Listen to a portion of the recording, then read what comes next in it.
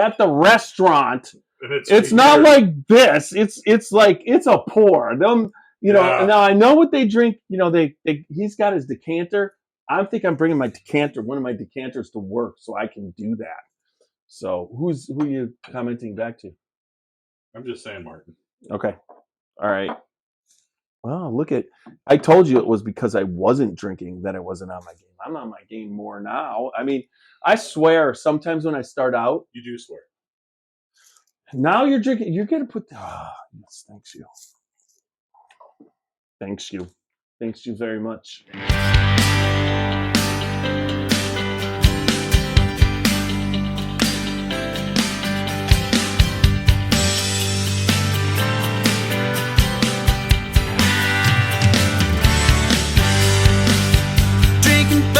Sipping on some scotch, we get a little wild, but it's sure fun to watch. We love what we do, we're drinking every brew. Man, we talk some shit, but we're telling the truth. Yeah, we're the Scotchy Bourbon Boys, raisins in hell and making some noise. Yeah, we're the Scotchy Bourbon Boys, we're here to have fun and we hope you enjoy. We're here to have fun, yeah.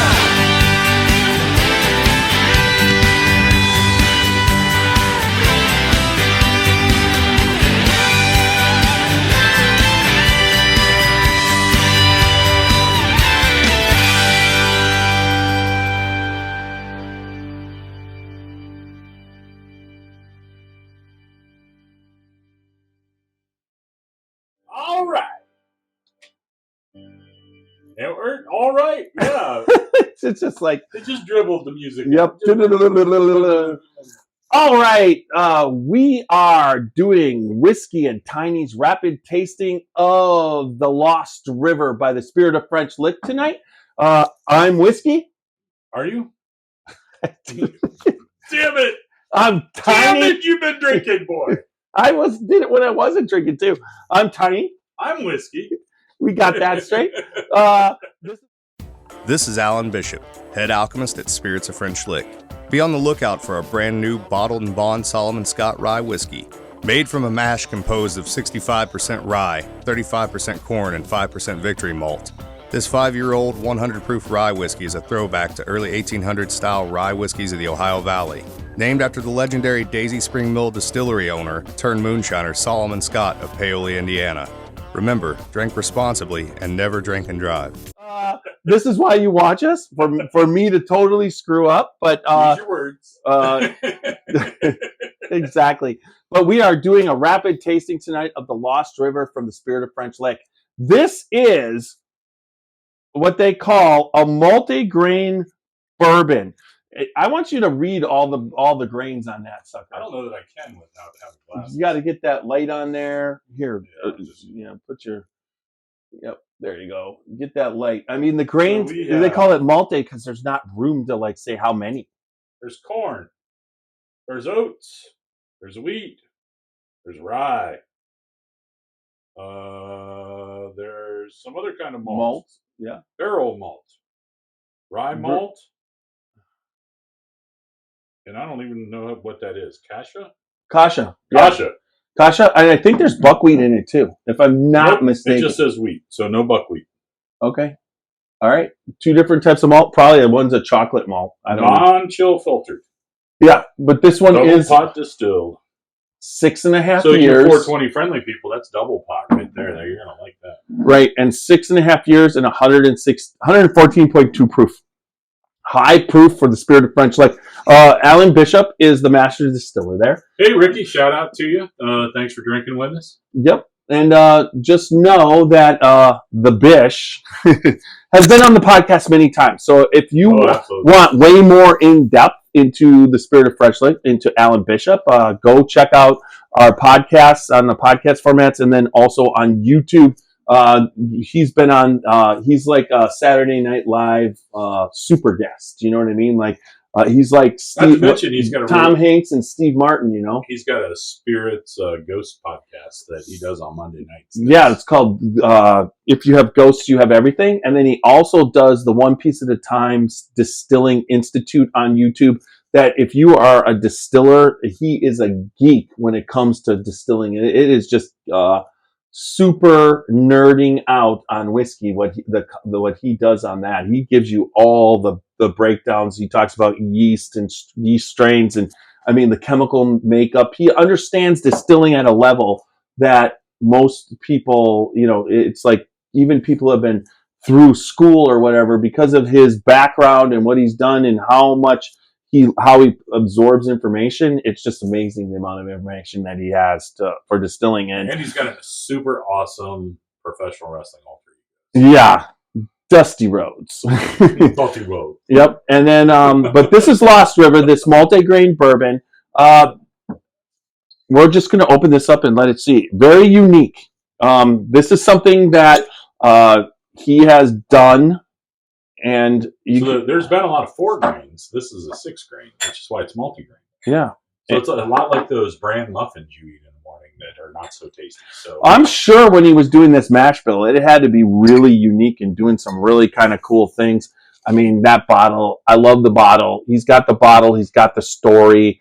I mean, I could read about we're not reading about the Lost River here, but at the same time, in our Glencairns, you roll it around to get the body. And this one isn't, it's sticking. It's kind of thin. It's what it's going to is start. Look at that. That's not that bad. It's about a medium legs dropping back into your glass, into that. Now the color for 6.5 years is pretty light. So let's give it a nose. Oh, that nose is definitely starting to open up now. Because I tried it before I rolled it, and it was a little closed. That 114 proof is coming through on there. Yeah, you got to get through it. A lot of ethanol. But you're picking up some. I'm picking up buckwheats. I mean, Wheaties. Are you? Picking up Wheaties. Toasted Wheaties. Yeah, Cheerios. There's a lot going on the nose. I thought this was super. I'm even picking up a menthol. Are you really? I just got some Are you sure that's not the ethanol? Because the ethanol. No, I pick up the methanol like a window green gum. All right.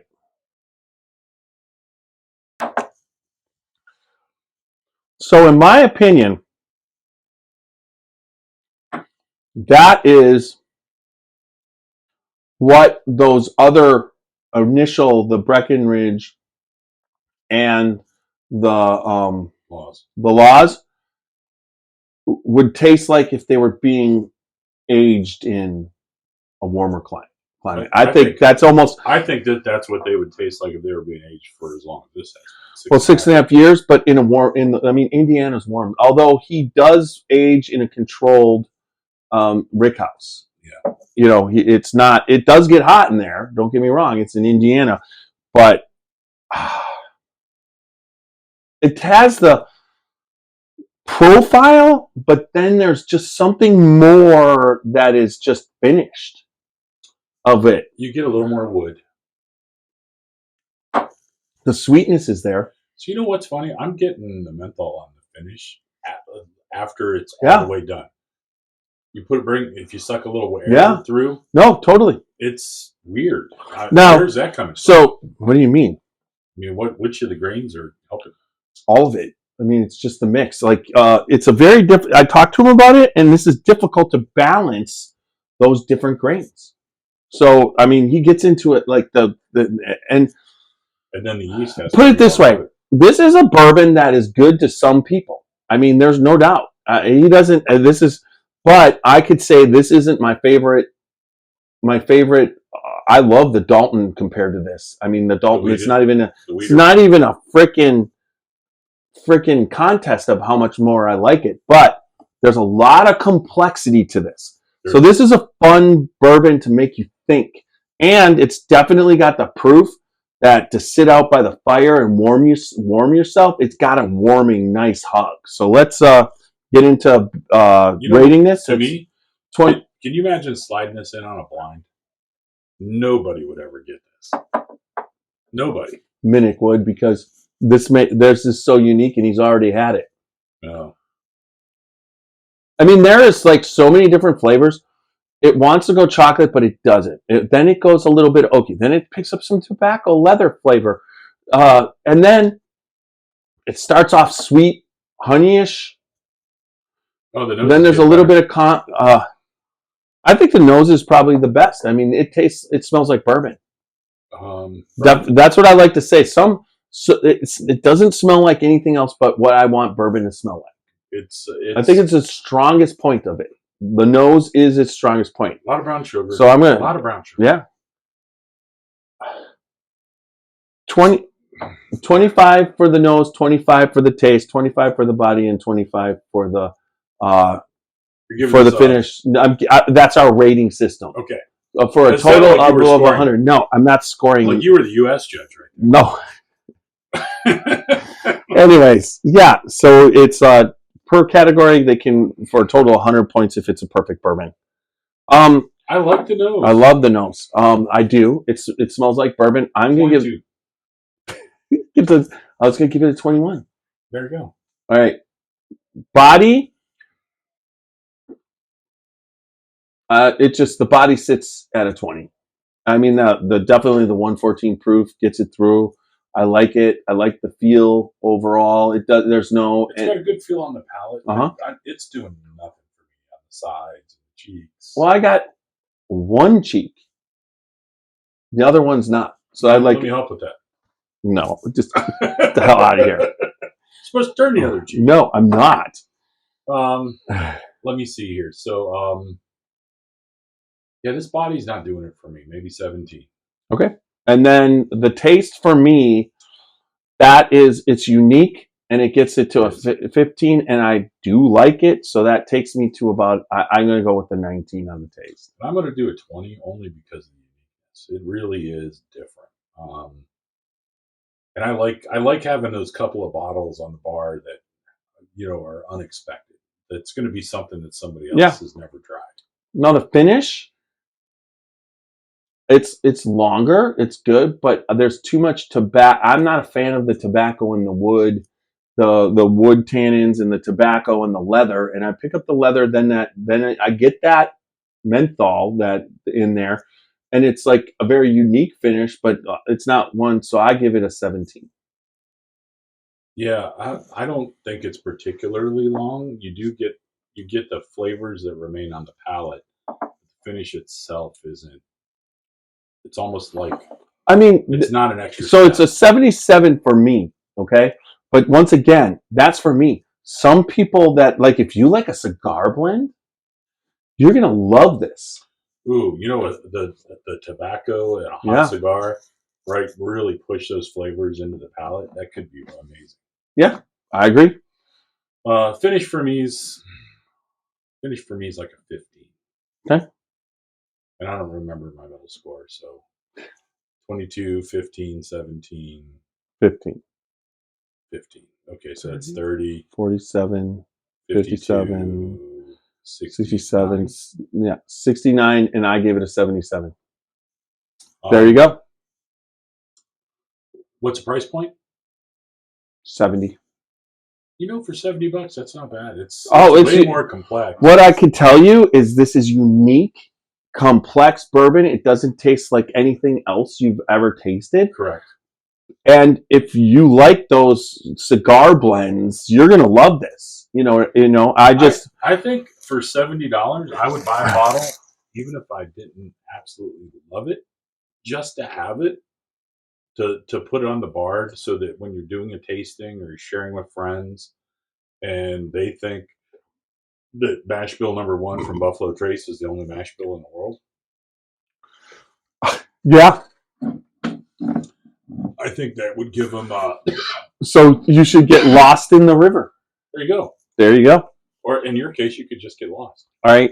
I'm Tiny. I'm Whiskey. We just finished up the rapid tasting of Spirit of French Lick, Alan Bishop's The Lost River.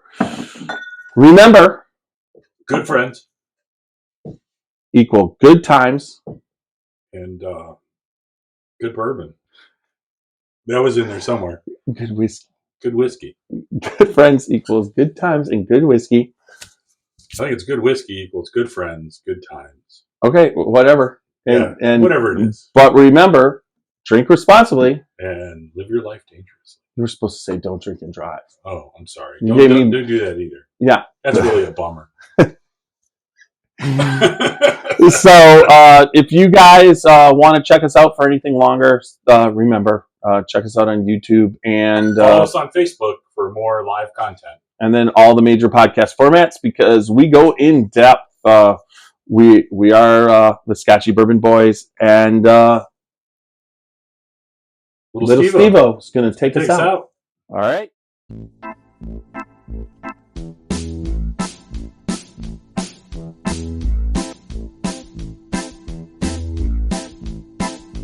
Oh, show me the way to the next whiskey bar.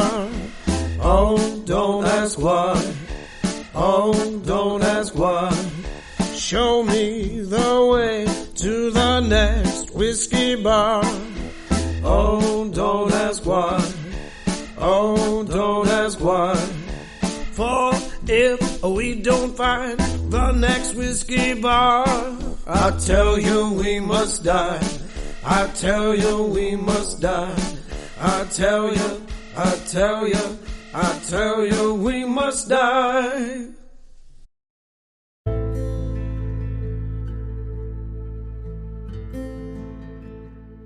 Hey, Scotchy Bourbon Boys fans, this is Alan Bishop, Indiana's alchemist of the Black Forest.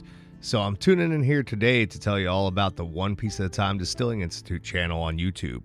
If you're at all interested in the art of distilling, whether it be home distilling or professional distilling, and the intense geekery that goes into that process, then check out the One Piece at a Time Distilling Institute on YouTube. I promise you're going to learn something you didn't know before about the arts.